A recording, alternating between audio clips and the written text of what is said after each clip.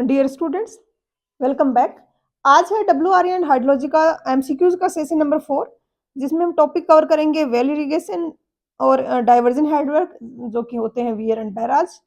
और क्वेश्चंस होंगे question number 125 से 153 तक। तो स्टार्ट करते हैं। क्वेश्चन नंबर 125 में दिया है कि वाटर टेबल अगर ड्रॉप हो रही है 3 मीटर से, कोई इरिगेबल लैंड है 50 हेक्टेयर की, पोरोसिटी है वो 0.3 है और स्पेसिफिक रिटेंशन है वो 0.1 है, तो चेंज इन स्टोरेज क्या होगा, यानी कितना वाटर हमने एक्सट्रैक्ट किया है अगर 50 हेक्टेयर की लैंड में वाटर टेबल ड्रॉप हुआ 3 मीटर से। तो सबसे पहले तो यहाँ पे पोरोसिटी दिया है और स्पेसिफिक रिटेंशन दिया है, तो हम स्पेसिफिक यील्ड निकाल सकते हैं। एस वाई यहाँ पर इक्वल हो जाएगा 0.3 माइनस 0.1, तो 0.2 हो गया स्पेसिफिक यील्ड।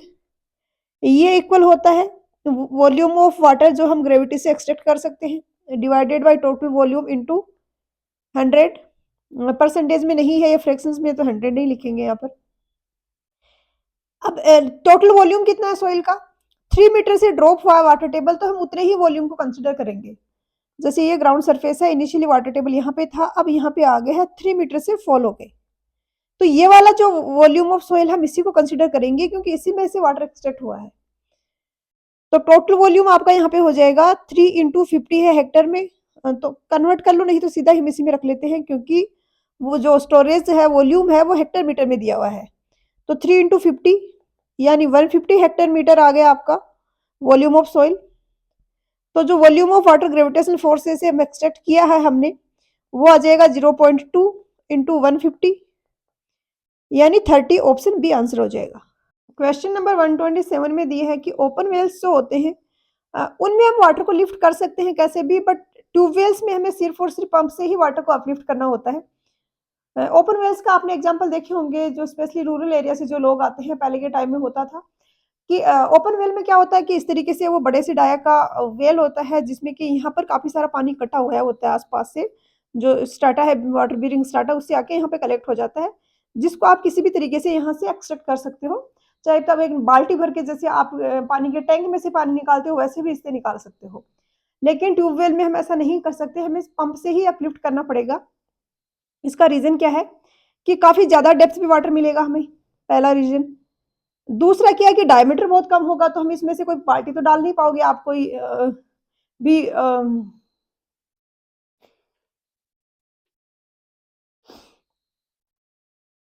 दूसरा क्या है, डायमीटर है वो कम है, तो ऑब्वियसली आपको पंप से ही करना पड़ेगा, आप उसमें से कुछ इंसर्ट करके उसको फिल करके नहीं निकाल सकते। सी में दिया है कि इसमें स्टोरेज के लिए स्पेस नहीं है, जैसा कि यहाँ पे आप देख पा रहे हो, यहाँ पे पानी कलेक्ट हुआ रहता है और सफिशिएंट स्टोरेज होगा क्योंकि डाया ज्यादा है ओपन वेल का। ट्यूबवेल में ऐसा नहीं हो सकता क्योंकि स्टोरेज के लिए जगह ही नहीं है वहां पे, तो जो भी पानी आसपास के एरिया से सीपेज होकर अंदर आ रहा है उसको हमें फटाफट एक्सट्रैक्ट करना है, अपलिफ्ट करना है। तो डी हो जाएगा यहाँ पे करेक्ट आंसर। क्वेश्चन नंबर 128 में दिया है कि डेवलपमेंट ऑफ ट्यूबवेल है, ये किस लिए करते हैं। तो हमने डिस्कस किया था ये चीज थ्योरी में कि एक तो वाटर बीरिंग फॉर्मेशन है, उनमें वर्ड और फाइन जो पार्टिकल्स हैं, फायर नहीं है ये, फाइन पार्टिकल्स, आपको पता है फाइन पार्टिकल्स पोर स्पेसेस में आ जाएंगे और परमेबिलिटी को रिड्यूस करेंगे। तो जो भी वेल के आसपास का एरिया है हम उसमें फाइन पार्टिकल्स को हटा देते हैं ताकि परमेबिलिटी वहां पे अच्छी रहे। तो इनको क्लियर करना। सबसॉइल फॉर्मेशन है जो उसको स्टेबलाइज करना आसपास की सोइल को, ताकि क्लियर वाटर हमें मिल पाए। तो ये सारे ही इसके एडवांटेज है, मतलब इसके लिए डेवलपमेंट ऑफ वेल किया जाता है, रीजंस है उसके। डी होगा आंसर। क्वेश्चन नंबर 129 में दिया है कि स्टैटिक लेवल जो होंगे नॉन पंपिंग वेल में, जो कि पेनिट्रेट कर रहे हैं एक कंटिन्यूअस कन्फाइंड एक्यूफर में, उसको ज्वाइन करती हुई जो सरफेस बनेगी उसको हम क्या बोलेंगे। तो ये जैसे कोई कन्फाइंड एक्यूफर है, यानी इसके टॉप पर और बॉटम पे इम्परमेबल लेयर है, जैसे कि कोई क्ले की लेयर हो गई। कन्फाइंड एक्यूफर में क्या होगा, वाटर है वो अंडर प्रेशर होता है, वाटर है वो अंडर प्रेशर होगा, जबकि अनकन्फाइंड एक्यूफर होगा तो क्या होगा, जैसे कि ये ग्राउंड सरफेस है, ये ग्राउंड सरफेस है, ये वाटर टेबल है, तो यहाँ पर प्रेशर हमेशा एटमोस्फेयर प्रेशर होता है। नीचे जैसे जैसे हम जाएंगे P is equal to WH वाले फॉर्मूले के अकॉर्डिंग प्रेशर बढ़ता जाएगा, H हम यहाँ से मेजर करेंगे। कन्फाइंड एक्यूफर में क्या होता है, वाटर है वो अंडर प्रेशर होता है, और कितना प्रेशर कहाँ पे है ये पता करने के लिए हम इसमें ये पंपिंग वेल बना सकते हैं। तो जिस पॉइंट पे जितना ज्यादा प्रेशर होगा उतना ही ज्यादा उसमें राइज होगा, उस पर्टिकुलर पॉइंट पे जो वेल बनाएंगे उसमें।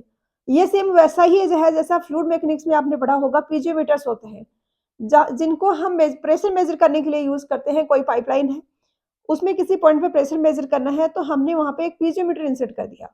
जिस पॉइंट पे जितना ज्यादा प्रेशर होगा उस पर उतना ही ज्यादा राइज होगा उसका फ्लूइड का। तो सेम ही ये चीज यहाँ पे होती है।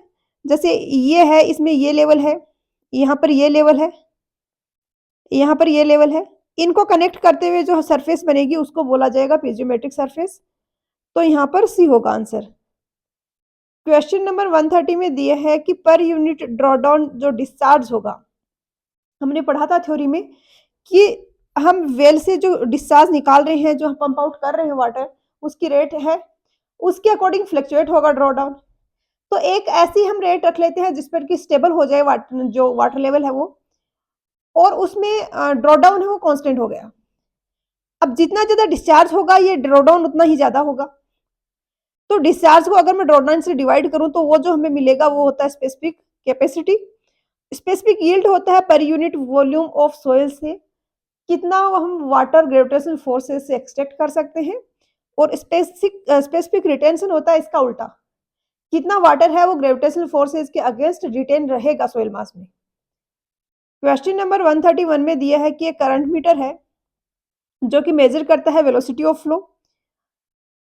तो इसको कहां पर हम हेल्ड करें? तो करंट मीटर को हम किसी भी डेप्थ पे हेल्ड कर सकते हैं, और हम जिस डेप्थ में करंट मीटर को रखेंगे ये उस डेप्थ की हमें वेलोसिटी देगा। रिवर या चैनल में through out the depth velocity same नहीं होती है। ऐसे होता है जैसे कि ये बॉटम है चैनल का, ये फ्री सरफेस है, टॉप पे यहाँ पे कुछ वेलोसिटी होगी, नीचे जाते हैं तो थोड़ा सा इंक्रीज होती है, उसके बाद फिर डिक्रीज होते होते यहाँ पे जीरो हो जाती है वेलोसिटी। तो जिस डेप्थ पे हम करंट मीटर रखेंगे उस डेप्थ की हमें वेलोसिटी मिलेगी। डी होगा आंसर। क्वेश्चन नंबर 132 में दिया है कि एक ओपन चैनल है, उसमें फ्लो है, उसको स्टेडी कब बोलेंगे? तो स्टेडी और यूनिफॉर्म ये काफी जगह आता है और आपको क्लियर होना चाहिए अच्छे से। स्टडी में हम देखते हैं वेरिएशन टाइम के रेस्पेक्ट में। जैसे कि ये पर्टिकुलर आपने कोई सेक्शन ले लिया ए डेज, इस सेक्शन पे टी इज इक्वल टू 0 पे, टी इज इक्वल टू 2 पे, T is equal to 4 second पे वेलोसिटी क्या है? हर एक टाइम पे अगर वेलोसिटी सेम है तो ये स्टडी फ्लो होगा। वहीं पर यूनिफॉर्म और नॉन यूनिफॉर्म में हम वेरिएशंस देखते हैं लोकेशन के साथ, स्पेस के साथ। जैसे एक सेक्शन ये है, दूसरा सेक्शन ये है, टी इज इक्वल टू 0 पर क्या यहाँ पर जो वेलोसिटी है वही यहाँ पर है, तो इस फ्लो को हम बोलेंगे यूनिफॉर्म फ्लो। अगर डिफरेंट है तो नॉन यूनिफॉर्म फ्लो होगा। तो यहाँ पर बी होगा, velocity of fluid remain constant with respect to time. वैसे तो ये अंडरस्टूड है और ये वर्ड भी अच्छे से रिप्रेजेंट कर रहे हैं, लेकिन काफी बार एज ए स्टूडेंट उतने अच्छे से समझ नहीं होती है बच्चों को। तो यहाँ पर मैं आपको एक हिंट भी दे देती हूँ याद रखने के, स्टडी में आ रहा है टी, टी को आपने लिंक करना है टाइम से, फिर कोई कंफ्यूजन नहीं होगा। क्वेश्चन नंबर 133 में दिया है कि यील्ड ऑफ वेल किस पर डिपेंड करता है? तो यील्ड क्या है कि वेल से जो हम डिस्चार्ज निकाल रहे हैं वो यील्ड है। अगर हम हेड कांस्टेंट रख रहे हैं तो क्यू इक्वल होगा के आई है, के है वो परमेबिलिटी है, आई हेड ग्रेडियंट है, तो ये आपका वेलोसिटी हो गया, और एक क्रॉस सेक्शनल एरिया है। जैसे कि ये वाली जो सरफेस है, टॉप टॉप से व्यू देखते हैं हम ऐसे, इस तरीके से वाटर फ्लो हो रहा है, तो ये तो पेरीफेरी तो हो गई 2πr इंटू एच, ये जो टोटल सरफेस एरिया है इससे जो फ्लो पास हो रहा है वो यील्ड है, तो एरिया की जगह यह हो जाएगा। अब ये डिस्चार्ज होता है, ये होता है यील्ड, तो ये परमेबिलिटी पे भी डिपेंड करेगा। Area of opening, area of aquifer opening into the well पे भी डिपेंड करेगा ये वाला एरिया। मतलब ये पेरीफेरी दिख रही है और परपेंडिकुलर डायमेंशन जो प्लेन के परपेंडिकुलर डायमेंशन है उसमें इसकी हाइट होगी। एक्चुअली फ्लो वेलोसिटी, तो ऑल ऑफ द वो आंसर हो जाएगा यहाँ पर। क्वेश्चन नंबर 134 में दिया है कि volume of water that can be released by gravitational effects from a unit volume of an aquifer. तो ये तो हम काफी बार डिस्कस कर चुके हैं, ये स्पेसिफिक यील्ड होता है।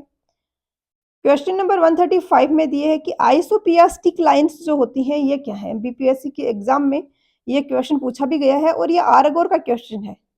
बेसिकली आरगोर में हाइड्रोलॉजी और वाटर रिसोर्सेज जिसमें एनवायरमेंट 1 भी इंक्लूडेड है, उसके कुछ 700-800 के आसपास क्वेश्चंस हैं जिनके मैंने सॉल्यूशन नहीं करवाए हैं, और आरगोर के बाकी सब्जेक्ट्स के भी किसी ने करवाए नहीं है सॉल्यूशन, तो उसके भी नहीं करवाए हैं। वहां पर वेल के कुछ अच्छे अच्छे क्वेश्चंस हैं, ट्यूबवेल वगैरह के, जो कि कुछ एग्जाम्स में रिपीट होते भी हैं, और ऐसे क्वेश्चंस आपको मोस्टली मिलेंगे भी नहीं बाकी बुक्स में, तो उनको मैंने यहाँ पर इंक्लूड करा है। जैसे ये वाला क्वेश्चन। तो आइसोपियास्टिक लाइंस क्या होती हैं? सेम पीजियोमेट्रिक सरफेस वाले जो पॉइंट्स हैं उनको अगर हम ड्रॉ करके प्लॉट करें तो वो होगी आइसोपियास्टिक लाइन। तो यहाँ पर सी होगा drawn to पीजियोमेट्रिक surface.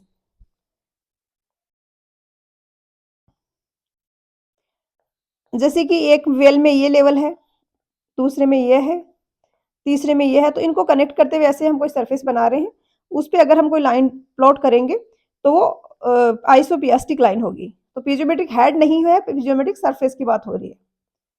Question number 136 में दिया है कि करेक्ट स्टेटमेंट को पिक करो। पल्स्ड एक्यूफर के रिगार्डिंग ये स्टेटमेंट्स हैं। और पल्स्ड एक्यूफर क्या होता है, एक डायग्राम की हेल्प से समझते हैं। यहाँ देखिए, ये कोई एक्यूफर है, अनकन्फाइंड एक्यूफर है, ये टॉप लेवल है, मतलब टॉप लेवल क्या, ये बेसिकली वाटर टेबल है, ये वाटर टेबल है, और यहाँ पे ये कोई अनसैचुरेटेड जोन है। यहाँ पर कोई रेड कलर से शो करते हैं, ये जो रेड कलर का दिख रहा है ये कोई एक्विक्लूड है, जो कि काइंड ऑफ क्ले है, जो स्टोर तो करता है वाटर को बट ट्रांसमिट नहीं करता। तो एक्विक्लूड है, तो इस पे ऊपर कोई पानी गिरेगा तो ये नीचे नहीं जाने देगा, तो इसके ऊपर का जो एरिया है वो सारा सैचुरेटेड हो जाएगा और इसको हम बोलेंगे पर्स्ट एक्विफर। ये बहुत ही छोटा होता है एरिया वाइज इसका डिस्ट्रीब्यूशन मोस्टली, और ये कंटिन्यूअस नहीं होता है, मतलब इतने एरिया में ही है ये। यहाँ पर अगर आप देखें तो ये एक्विटार्ड है या एक्विक्लूड क्लियर हो सकती है, और इसके ऊपर ये जो वाटर यहाँ पे स्टोर हो रहा है, ये वाटर सरफेस पे स्टोर नहीं हो रहा है, ये क्लियर होना चाहिए आपको, ये सॉइल के अंदर स्टोर हो रहा है। एक्विक्लूड कुछ डेप्थ पे है, उसके ऊपर की जो सॉइल है उसके ऊपर स्टोर हो रहा है ये। तो perched aquifer found in unconfined aquifer. Top surface of the water table held in perched aquifer is known as perched water table. तो बेसिकली ये जो पर्स्ट एक्विफर यहाँ पे दिख रहा है, एक मिनट, तो यहाँ तक ये सैचुरेटेड है, ये पूरा सॉइल ही है, बीच में ये लेयर है, इसके ऊपर सॉइल है, तो यहाँ तक ये सैचुरेटेड है, इतना पोर्शन है ये सैचुरेटेड है, तो ये वाला पोर्शन है, इसको हम पर्स्ट वाटर टेबल बोलते हैं। उसके बाद पर्स्ट एक्विफर फॉर्म होगा जब अनकन्फाइंड लिखना चाह रहे होंगे यहाँ पर एग्जामिनर, ये जो बुक जिनकी है, unconfined aquifer if an impervious layer exist, तो तभी बनेगा पर्स्ट एक्विफर जब नीचे ये क्ले वाली एक्विक्लूड या एक्विटाइड की कोई लेयर होगी। तो यहाँ पर डी होगा आंसर। क्वेश्चन नंबर 137 में दिया है कि करेक्ट स्टेटमेंट कौन सा है। ए में दिया है फर्स्ट स्टेटमेंट में, per unit of draw down जो रेट ऑफ फ्लो होगा उसको स्पेसिफिक कैपेसिटी बोलते हैं, तो क्यू अपॉन ड्रॉ डाउन जो होगा उसको हम स्पेसिफिक कैपेसिटी बोलते हैं। Volume of water that an aquifer can release per unit surface area of the aquifer per unit change in head is called storage coefficient. तो ये भी डेफिनेशन हमने पढ़ी है, ये भी सही है। Infiltration well are shallow wells constructed along the banks of the river to collect river water seeping through the river। तो क्या होता है, ये रिवर वाटर है, इसमें यहाँ पे हमने ये वेल बना दिया इन्फिल्ट्रेशन वेल। इसका पर्पस क्या है कि रिवर वाटर ही इसमें आ रहा है, बस सीपेज होके आ रहा है, जिससे हमें क्लियर वाटर मिलेगा। एक तो ये इसका एडवांटेज हो गया, बाकी किसी और पर्पज से भी हम इसको बना सकते हैं। तो ये इन्फिल्ट्रेशन वेल्स होते हैं, इस तरीके से बैंक के अलोंग होते हैं और रिवर वाटर सीपेज हो रहा है उसको कलेक्ट करते हैं। तो यहाँ पर डी है वो करेक्ट आंसर होगा। क्वेश्चन नंबर 138 में दिया है कि वियर एंड बैराज है, इनमें बोथ में लो बैरियर, मतलब दोनों ही में हम लो एक बैरियर बना के वाटर को स्टोर करते हैं, रेज करते हैं बेसिकली वाटर लेवल को। तो कौन सा स्टेटमेंट यहाँ पर करेक्ट है। तो बैराज में क्या होते हैं, गेट्स होते हैं, वो काफी लार्ज होते हैं और वो कंट्रोल करते हैं फ्लो को। वहीं पे वियर में क्या होता है, वियर में ज्यादा बड़ा स्ट्रक्चर होता है, वो कंक्रीट का होता है, वियर स्ट्रक्चर होता है, और उसमें गेट्स हैं वो काफी छोटे होते हैं, वो शटर्स की फॉर्म में होते हैं। तो यहाँ पर ए और बी स्टेटमेंट करेक्ट हो गया। क्वेश्चन नंबर 139 में दिया है कि ग्राउंड वाटर है, उसकी विस्कोसिटी अगर 1 है तो स्लीचर्स फॉर्मूला के अकॉर्डिंग वेलोसिटी क्या होगी। अगर कांस्टेंट की वैल्यू है, जो स्लीचर्स का कांस्टेंट होता है वो 400 है, इफेक्टिव साइज है वो 0.5 mm है, हार्डली ग्रेडियंट 1 in 80 है, तो वेलोसिटी ऑफ फ्लो क्या होगा बेसिकली। तो एक तो डार्सीज लॉ से हम वेलोसिटी निकालते हैं, दूसरे कुछ इंपेरिकल फॉर्मूलाज भी हैं वेलोसिटी निकालने के, जिनमें से एक है स्लीचर्स फॉर्मूला, जो कि है वी इक्वल होगा के डेस I D ten square upon mu. Mu आपको पता ही है विस्कोसिटी होता है, डी टेन है ये इफेक्टिव पार्टिकल साइज है, आई हार्डली ग्रेडियंट होगा, और के डेस है ये जो कांस्टेंट है जो कि आपको दिया गया है 400। तो जस्ट आपको वैल्यूज रखनी है, 400 इंटू 1/80 इंटू 0.5 का स्क्वायर। ध्यान रहे इंपेरिकल फॉर्मूला है, तो इसमें ये आपका एमएम में होगा और ये आपका आंसर जो आएगा वो मीटर पर डे में आएगा। तो कोई यूनिट कन्वर्जन की जरूरत भी नहीं है यहाँ पर। अपॉन म्यू, म्यू की वैल्यू है 1, तो ये 5 इंटू 0.5 का स्क्वायर, इसको सोल्व करेंगे तो ये आ जाएगा आंसर। क्वेश्चन नंबर 140 में दिया गया है कि यहाँ पर जो स्टेटमेंट्स दिए हैं इनमें से करेक्ट कौन सा है। फर्स्ट में दिया है total volume of voids upon total volume of soil aggregates, इसको हम बोलते हैं पोरोसिटी, बिल्कुल सही स्टेटमेंट है। सेकंड में दिए है कि वाटर के जो स्मॉल जो मोलिकुलर अट्रैक्शन के कारण सोइल में जो वाटर अढेर रहता है, रिटेन रहता है, उसको पेलिकुलर वाटर बोलते हैं। तो ये हाइग्रोस्कोपिक वाटर भी है, पेलिकुलर वाटर भी है। स्टेटमेंट सी में दिया है कि ratio of volume of water drained by gravity to total volume of material, इसको हम यील्ड बोलेंगे, तो ये स्टेटमेंट गलत हो गया। इसको हम बोलते हैं स्पेसिफिक यील्ड। यील्ड और स्पेसिफिक यील्ड है, ये सेम टर्म नहीं है दोनों, तो ये स्टेटमेंट गलत हो गया। ये सही है, ये सही है। डी में दिया है कि sum of percentage of specific yield and specific retention is 100, ये स्टेटमेंट भी गलत है, क्योंकि हमें पता है कि S Y plus S R equal होता है एन के, और एन होता है वी वी अपॉन वी। तो यहाँ पर volume of voids total volume तो नहीं हो सकता, कुछ तो सॉलिड्स भी होंगे उसमें, तो इसलिए ये 100 के इक्वल नहीं होगा। अब यही प्रॉब्लम है ये आर्गोर के क्वेश्चंस में। काफी सारे स्टूडेंट्स बोलते हैं कि मैम इस सब्जेक्ट को करा दो, इसको करा दो, क्वेश्चंस ही सही नहीं फ्रेम किए गए। ऐसे हैं काफी सारे क्वेश्चंस, नो डाउट कुछ अच्छे क्वेश्चंस भी हैं, लॉजिकल हैं, कंसेप्चुअल हैं, बट ऐसे क्वेश्चंस आपको बहुत सारे मिलेंगे और इनमें फिर इतना ज्यादा टाइम वेस्ट होता है, क्योंकि क्वेश्चन ही गलत है, उसमें फिर हर एक क्वेश्चन का ही एक जस्टिफाइड आंसर आप नहीं दे पाओगे। तो यहाँ पर अब क्या हुआ, दो स्टेटमेंट सही हो गए, दो गलत हो गए। अब ऐसे में आपके एग्जाम में अगर ये क्वेश्चन आता है तो आप या तो ए आंसर कर दो, नहीं तो बी कर दो। काफी बार एग्जाम्स में ऐसे भी होता है कि मल्टीपल स्टेटमेंट्स को एग्जामिनर करेक्ट मानता है आखिर में ऑब्जेक्शंस वगैरह के बाद। इनिशियली आंसर की में तो एक ही आंसर दिया होता है, लेकिन आप दोनों भी मार्क मत कर देना, क्योंकि क्लियरली लिखा होता है दोनों किसी ने ओएमआर सीट में मार्क कर दिया, वो क्वेश्चन ही कैंसिल हो जाएगा आपका। तो इन दोनों में मतलब एक कर देना, जो भी करेक्ट ऑप्शन दिख रहे हैं उनमें। इसका भी आर्गोर में आंसर ऑप्शन ई दिया है, लेकिन पता नहीं ये स्टेटमेंट उन्हें कैसे सही लग गए। क्वेश्चन नंबर 141 में दिया है कि वाटर रिटेन हो रहा है जो सब सोइल में अगेंस्ट ग्रेविटी। तो बार बार कर चुके हैं हम इसको डिस्कस, बार फिर से करने की जरूरत नहीं है। ग्रेन साइज ऑफ पार्टिकल्स अगर इंक्रीज करेंगे तो सरफेस एरिया डिक्रीज होगा। इसका मैंने एग्जांपल के साथ भी बताया था कि एक तो आपके पास ये इतना बड़ा पार्टिकल है, इसको अगर आपको छोटे पार्टिकल बनाने होंगे तो कैसे बनेंगे, एक ये बनेगा, एक ये बनेगा, एक ये बनेगा, एक ये बनेगा।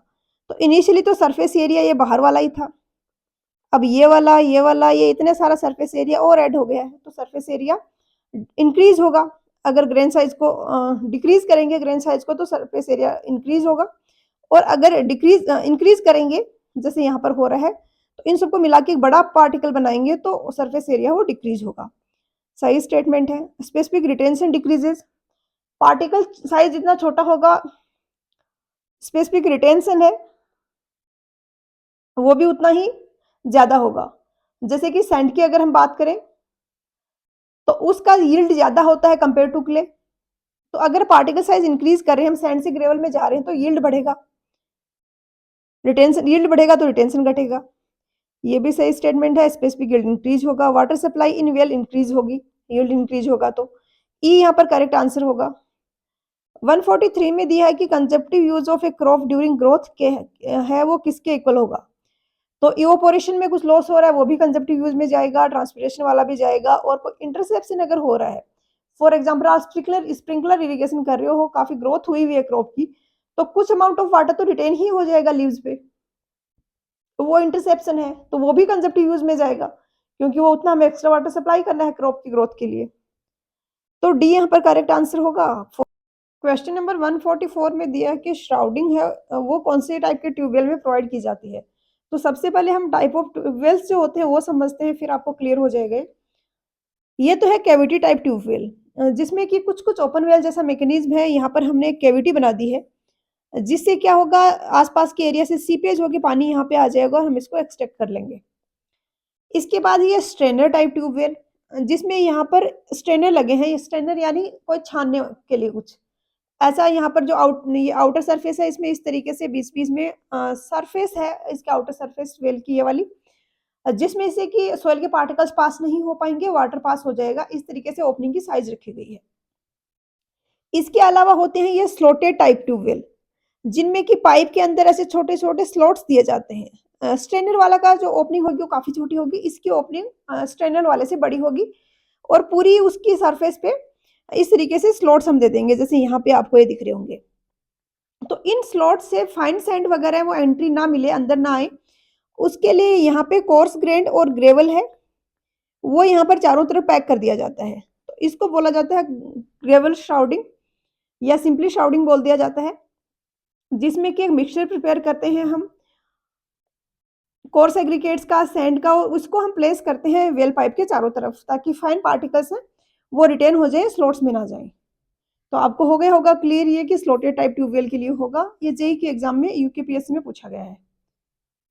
क्वेश्चन नंबर 145 में दिया है कि डुपीट्स फॉर्मूला जो है वो किस पे बेस्ड है, मतलब कितने ऑब्जर्वेशन वेल्स उसमें चाहिए।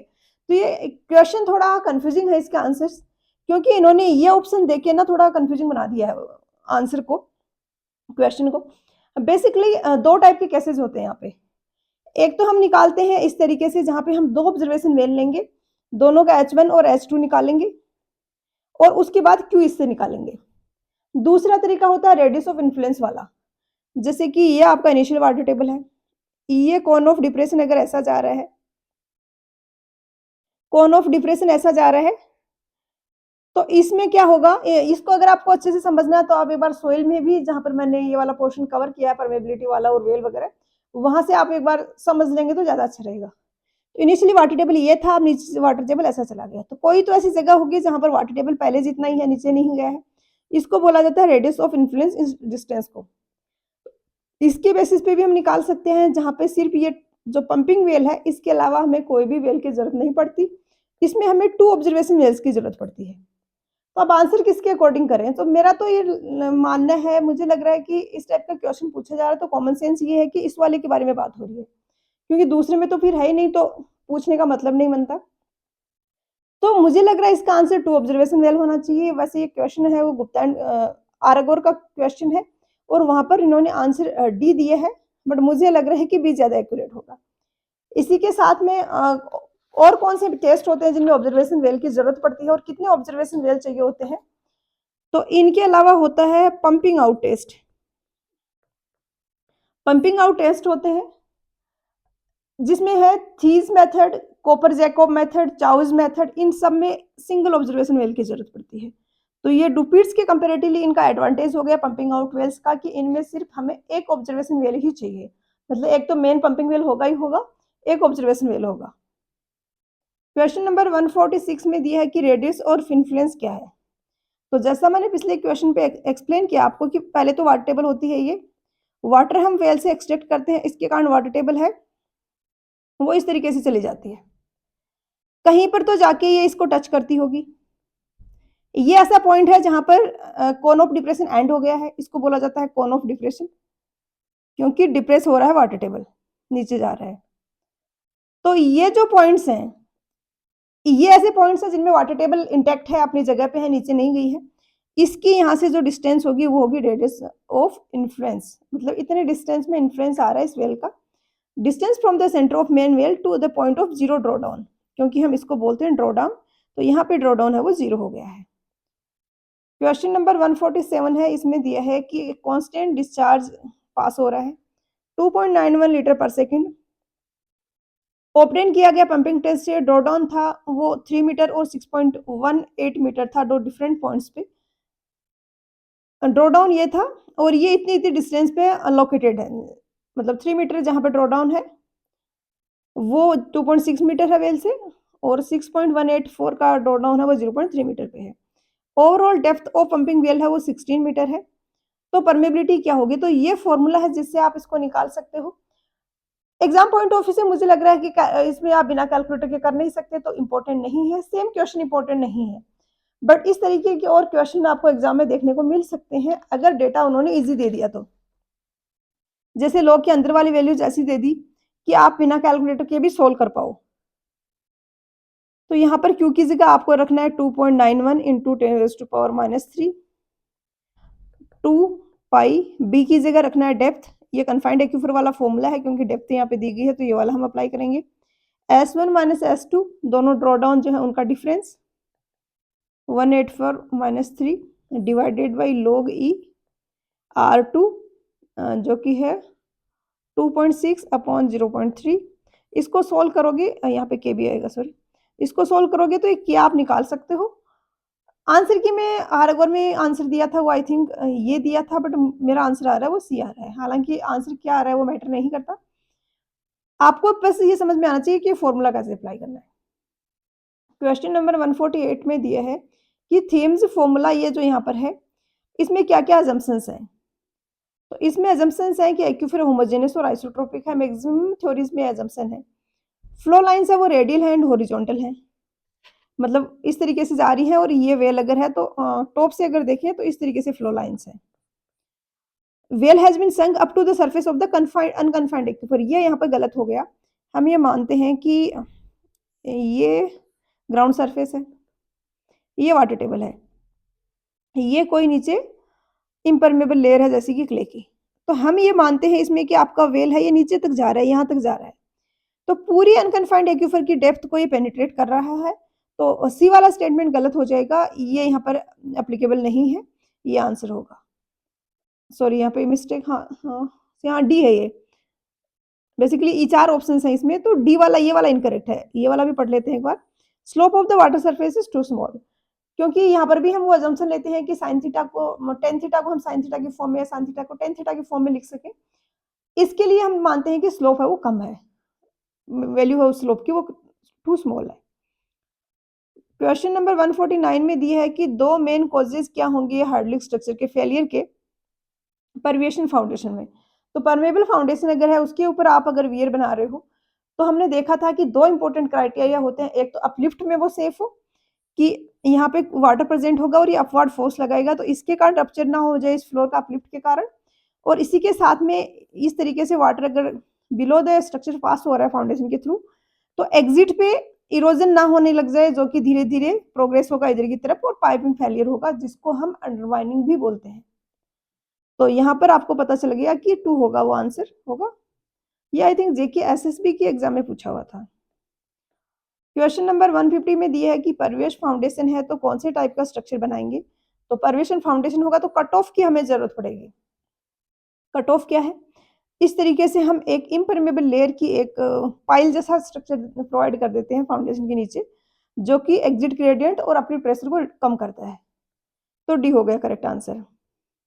151 में दिया है कि डिवाइड वॉल है एक स्ट्रक्चर है कंस्ट्रक्टेड टू, तो डिवाइड वॉल कैसे होता है, जैसे कि ये रिवर है, ये कैनाल है, उसके बाद ये डिवाइड वॉल थी, ये आपका फिसलेडर था, ये मेन रिवर पोर्शन है, मेन वियर पोर्शन है, और ये वाला है ये अंडरस्लूसेज वाला पोर्शन है। तो डिवाइड वॉल बेसिकली डिवाइड कर लिया इस पोर्शन में और इस दो पार्ट्स में रिवर चैनल को डिवाइड कर लिया। ये है आपका बिगर वाला पोर्शन जो कि वियर प्रेजेंट है जहां पर, और ये स्मॉलर वाला है ये आपका है अंडरस्लूस वाला। ए हो गया आंसर। 152 में दिया है कि हेडवर्क की साइट है वो कैसी होगी, मतलब कौन सी साइट है अच्छी होगी उसके लिए। तो रिवर बैंड पे अगर हार्ड हेडवर्क हम नहीं देंगे क्योंकि बैंड पे स्टेबल नहीं होती है river. Close to irrigated area obviously अच्छी चीज होगी, हमारे लॉसेस कम हो जाएंगे। Good foundation is available for the structure, अच्छी बात है। River section is wide, wide जितना ज्यादा होगा हमारे लिए स्ट्रक्चर बनाना उतना ही अनइकोनॉमिकल होगा, क्योंकि हमारे स्ट्रक्चर अब बड़ा बनेगा। तो यहाँ पर दो ऑप्शन करेक्ट हैं, बी और सी।